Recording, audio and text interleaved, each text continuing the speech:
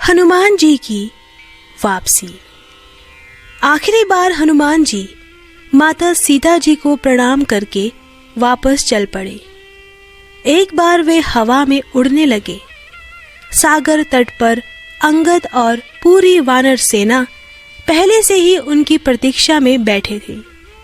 उन्हें पता था कि हनुमान अवश्य ही सफल होकर लौटेंगे। हनुमान जी को देखते ही सब उनकी जय जयकार करने लगे। सारा वातावरण हनुमान की जय जयकार से गूंज उठा। प्रवर्षण पर्वत पर पहुंचकर सब वानर खुशी से नाचने लगे। सुग्रीव समझ गए थे कि वानरों की इस खुशी का अर्थ यही है कि हनुमान जी अपने कार्य में सफल होकर लौटे हैं। राम और लक्ष्मण भी बाहर आ गए। उन्होंने आते ही हनुमान जी से पूछा, कहो पवन पुत्र, क्या खबर लाए हो? श्री राम जी, आपकी कृपा से माता सीता बिल्कुल कुशलता से है। क्या तुम सीता से मिले थे? हाँ प्रभु, मैं मिला ही नहीं बल्कि उनसे बातें भी कर कर आया हूं। इस बात का कोई प्रमाण? जैसे राम को हनुमान जी की बातों पर विश्वास ही ना आ रहा हो। प्रभु, यह सीता जी का एक जेवर है।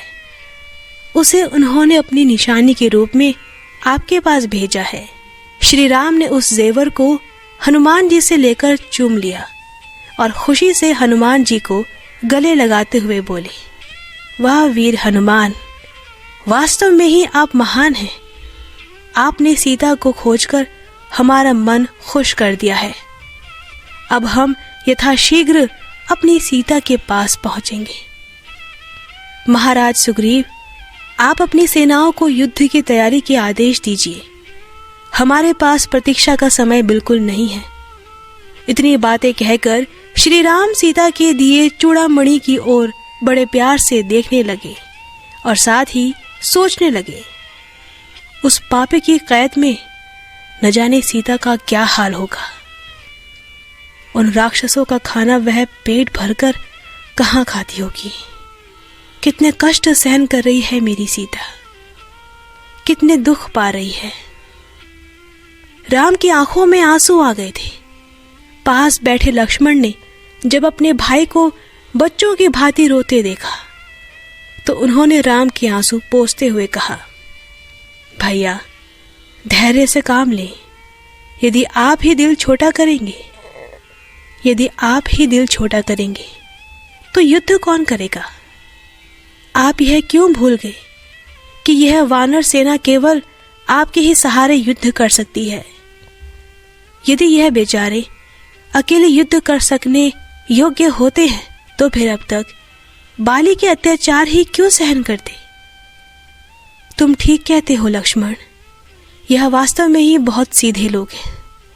इनकी शक्ति तो महान है, किंतु उसका प्रयोग करने वाला कोई नहीं मिला। अब हम करेंगे उसका प्रयोग। लंका कांड, रामायण कथा, युद्ध की तैयारियां। भगवान राम की आज्ञा का पालन करते हुए महाराज सुग्रीव ने अपनी सेना को तैयारी के आदेश दे दिए। सेना की नई भर्ती भी आरंभ कर दी गई थी। इन कार्य के लिए हनुमान और अंगद वीर जामवंत को नियुक्त किया गया था।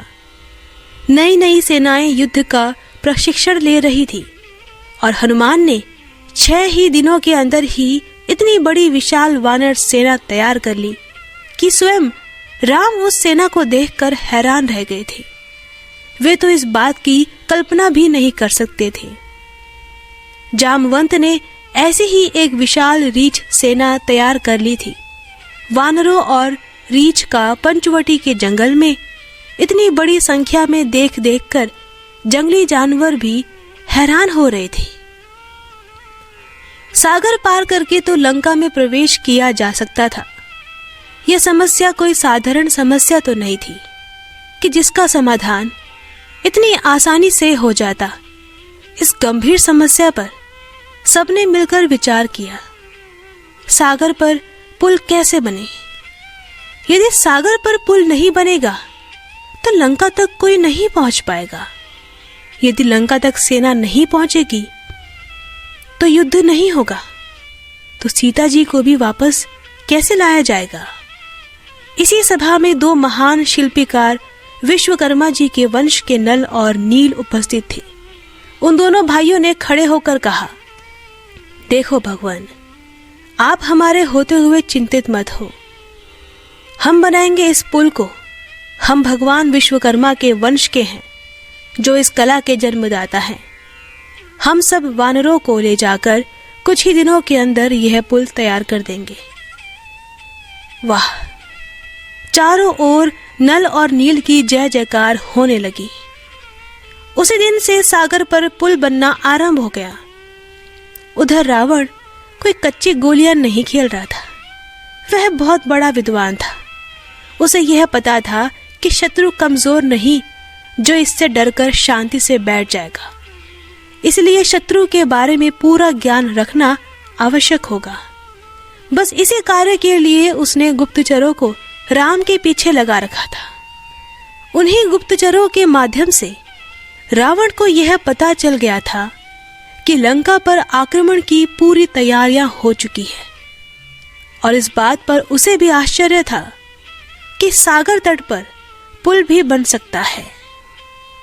रावण के भाई विभीषण ने इस युद्ध को काटने के प्रयास में अपने भाई से जाकर कहा, भैया, आप सीता जी को राम के पास भेज दें तो यह विनाशकारी युद्ध टल सकता है। वे लोग धर्म के लिए लड़ रहे हैं। सीता एक विवाहित नारी है। उसके बारे में ऐसी बात सोचेंगे तो महापाप होगा। विभीषण, तुम गद्दार हो, देशद्रोही हो। लगता है कि तुम शत्रु से मिल गए हो। अब तुम्हारा इस देश में रहना ठीक नहीं लगता। जाओ, तुम लंका से निकल जाओ। हम गद्दार की शक्ल तक देखना नहीं चाहते। विभीषण जी लंका से पंचवटी की ओर आ गए। राम की सेना ने जब लंका की ओर से आने वाले इस राक्षस रूपी इंसान को देखा तो उन्होंने विभीषण को शत्रु समझकर बंदी बना लिया और उसे राम के पास ले गए। विभीषण ने श्री राम को आप बीती सुनाई और बोले, आप चाहे तो मेरा सिर काट कर फेंक दे, मगर मैं दुष्ट भाई के पास नहीं जाऊंगा। नील और नल के तेज दिमाग से ही सागर पर लंका और भारत के बीच पुल तैयार हो गया। अब युद्ध की तैयारियां पूरी हो गई थी।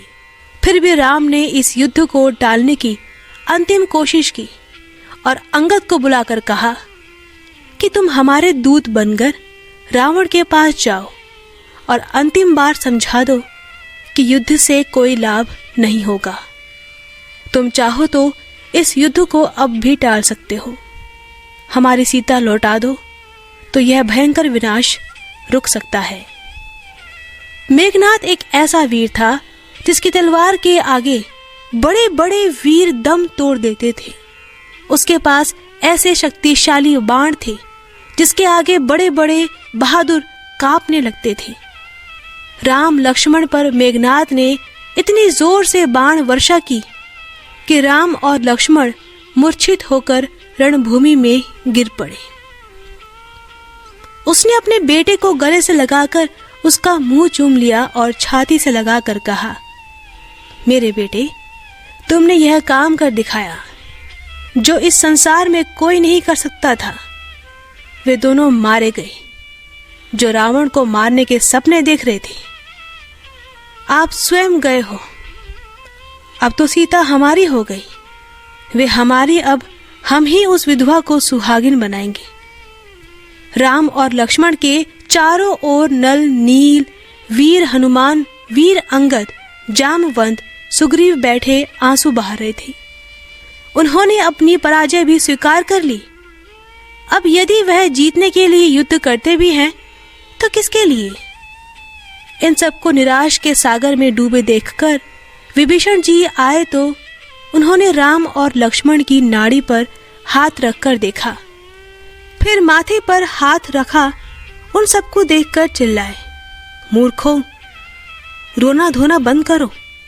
श्री राम लक्ष्मण जीवित हैं, केवल मूर्छित हो गए हैं। गुलाब जल लेकर आओ। हनुमान जी ने ऊंची छलांग लगाकर सैकड़ों गुलाब के फूल तोड़ लिए, उनका रस निकालकर विभीषण के पास लाए। विभीषण जी ने गुलाब के रस के छींटे रामचंद्र जी के मुंह पर लगाए, फिर लक्ष्मण जी के मुंह पर छींटे लगाकर देखा तो उसी समय श्री राम अपने आप उठ खड़े हुए। उनकी मूर्छा दूर होते ही सब लोग खुशी से नाचने लगे। राम जी को होश आया तो राम जी जीवित हैं। सारी वानर सेना खुश हो गई। श्री राम को होश आ गया, किंतु भाई लक्ष्मण उसी भांति बेहोश पड़े थे। उन्हें इस हालत में पड़े देखकर राम जोर जोर से रोने लगे और लक्ष्मण की छाती पर सिर रखकर पीटने लगे। रक्षा रोने से नहीं बुद्धि से होगी प्रभु।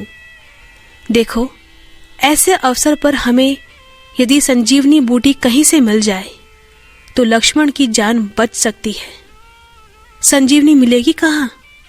कैलाश पर्वत पर जो भी बूटी दूर से चमकती नजर आए वह अमृत के समान है, बस उसे लाने की बात जरा कठिन है। मैं संजीवनी लेने जा रहा हूं प्रभु। जय श्री राम। इतना कहते ही पवन पुत्र हवा में उड़ने लगे। सुबह होते ही हनुमान जी संजीवनी बूटी को लेकर आए। उसी समय विभीषण ने उस पहाड़ पर उगे संजीवनी बूटी के थोड़े पत्ते तोड़कर उनका रस निकालकर लक्ष्मण जी के मुंह में डाल दिया। उसी समय लक्ष्मण जी को होश आ गया। लक्ष्मण को होश आते ही सारी वानर सेना खुशी से नाच उठी। रावण के गुप्तचरों ने भी उन्हें यह समाचार दिया कि राम और लक्ष्मण दोनों जीवित हैं। रावण को जैसे अपने कानों में आवाज आई, पर विश्वास नहीं हो रहा था। इसीलिए क्रोध में भर बोले, अब मैं इन दोनों को नहीं छोड़ूंगा।